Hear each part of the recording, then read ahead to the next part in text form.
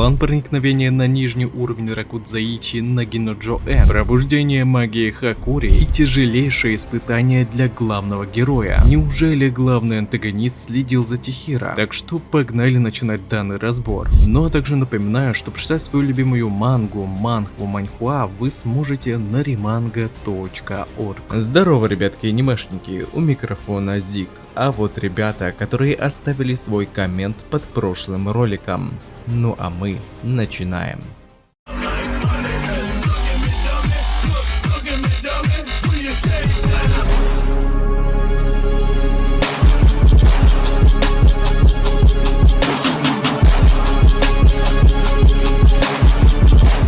Повествование 30 главы Кагурабачи начинается с того, что мы узнаем о том, что Сиба первым выдвинется на нижний уровень Ракудзаичи, священное кладбище клана Сазанами. Так что ГГ придется самому пробиваться к Нагино-Джо-Эн, благо в нынешнем времени Тихиро согласилась помочь разобраться с толпой обладательница пламенной кости Кагари Хиюки. И получается, у него стало на одну проблему меньше. Ну а около входа на кладбище Сибу уже ожидали маги Тоу, элитного отряда клана Сазанами. До недавнего времени они также состояли в охране Ракудзаичи и располагались прямо в центре аукционного зала, чтобы уничтожить всех, кто желал помешать его проведению. Но поскольку Кьюра догадывался о намерениях Ракухира вернуть свою магическую катану с помощью Нагино-Джо-Эн, глава клана заявил, что сам справится со всеми непредвиденными происшествиями на аукционе, а свою личную охрану он направил на защиту нижнего уровня поместья и аварийной двери, единственного места, с которого посторонние могут попасть под пространственное хранилище клана Сазанами. Да и знают о нем только глава клана и отряд Тоу, поэтому никого другого сюда поставить было нельзя. Сами же члены элитного отряда догадывались, к чему было выдано такое задание, ведь в скором времени сюда может прибыть Ракухира Тихиро, представляющий немалую угрозу из-за того, что ему стала известна информация о их способностях от Хакури. Они также ожидали, что главный герой придет не один, кто-то даже надеялся, что с ним будет и их изгнанный младший брат, однако один из старших заявил, что этому бесполезному трусу не хватит смелости, чтобы прийти сюда. По его словам, вот кого действительно стоит опасаться, так это мага с телепортацией. И угадайте, кто пришел? На мгновение из-за угла показался Хакури, и тут же, как только его заметил Соя, он слинял. Ведь согласно плану, они должны избавиться, по словам самого Хакури и рекомендаций главы клана, от самого способного мага элитного отряда. Однако Соя имел одну очень ощутимую слабость, и это чрезмерная и больная озабоченность о своем младшем брате, и я бы даже сказал маниакальная любовь. Поэтому, будучи идеальной приманкой и зацепив рыбку на крючок, Хакури стремительно направился на средний этаж Ракудзаичи, чтобы Тихиро, который уже прорвался к этому месту, взял на себя уничтожение Сои. Ну а трое оставшихся Тоу, как они и предполагали, столкнулись с Сибой. Вот только, даже ожидая его прихода, появление мага с телепортацией все равно застало их врасплох. Еще и Сиба приколист, он проверил, что просто так ему не открыть дверь в Нагино-Джо-Эн, и поэтому он любезно поинтересовался, как отворить эту дверь у охранников, призванных уничтожить всех незваных гостей, добравшихся к этому месту. Каждый раз я поражаюсь тому, насколько Сиба многогранный персонаж, что он тебе такой серьезный и хладнокровный, то в моменте ему удается выдать смешную постановку даже в напряженных ситуациях. Переходя к плану разделения, Хакури отлично выполнил свою часть работы, да и Тихиро уже заканчивал уничтожать оставшихся пеших головорезов. Однако внезапно их воссоединению помешала появившаяся деревянная стена, и из-за этого Соя все-таки догнал своего младшего брата, что в свою очередь нехило так загнало Хакури в замешательство, ведь сквозь стену ему было никак не пробраться. Они даже и не предполагали, что подобное может произойти. Он не знал, как теперь следовало поступить. Как вариант, можно было вернуться обратно к Сибе, который предполагал подобный исход событий и обещал защитить его. Но Хакури не хотел, чтобы смысл их плана пошел коту под хвост, да и пользоваться добротой его новых товарищей ему тоже не хотелось. А поэтому Хакури решает действовать, и активировав свою родословную магию, он попытается хоть насколько-то задержать Сою, пока главный герой не доберется к нему. И знаете, хоть его и обрекли полностью неспособным к магии, но такой момент вполне может стать стимулом к его пробуждению. Ведь возможно все проблемы одного из сыновей Сазанами Кьоры заключаются как раз таки в страхе, и как только он преодолеет его, родословная магия Хакури пробудится. И мне очень интересно будет на это посмотреть. Но перед этим этим нам демонстрируют момент на полминуты раньше прибытия Хакури, где Тихира, используя молнию катаны, рассекающего облака, электризировал свой обычный клинок и с помощью него рассекал оставшихся врагов. Он даже использовал один из приемов Соджа, неосязаемо вернув себе катану, которую выбил из рук противника. И как раз таки его воссоединению с товарищем помешал один из головорезов, который оказался совсем необычной пешкой, а одним из черных магов Хисяку, обращая наше внимание на метку на его руке. И видимо все члены этой группировки способны создавать древесные конструкции. Ну а для Ракухира выход такого противника стало неким маячком, который вновь-таки спровоцировал появление терзающих воспоминаний о смерти его отца. Чувствую, следующая глава будет просто разрывной. Я даже не знаю, чего я больше хочу увидеть. Ибо с одной стороны, главный герой может выйти из себя и создать такой эпик, который ранее мы еще не видели. А с другой стороны, мне очень хочется увидеть, как Хакури будет использовать свою магию. Да и еще против не абы кого, а против, возможно, его главного страха. В общем, люто ждем следующую главу Кагурабачи. И также не забывайте, что прочитать свою любимую мангу и не только вы сможете на remanga.org.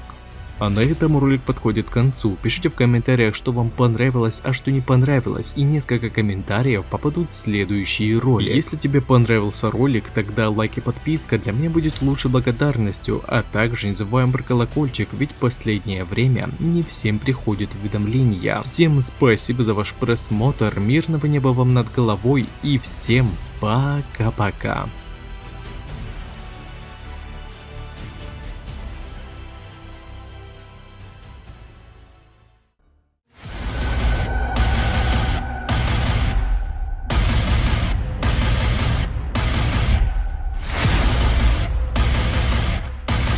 Tiraram suas 6 espadas mágicas, mas não conheciam a 7ª. Eu vou matar cada mago negro e recuperar as espadas do meu pai. Tentem.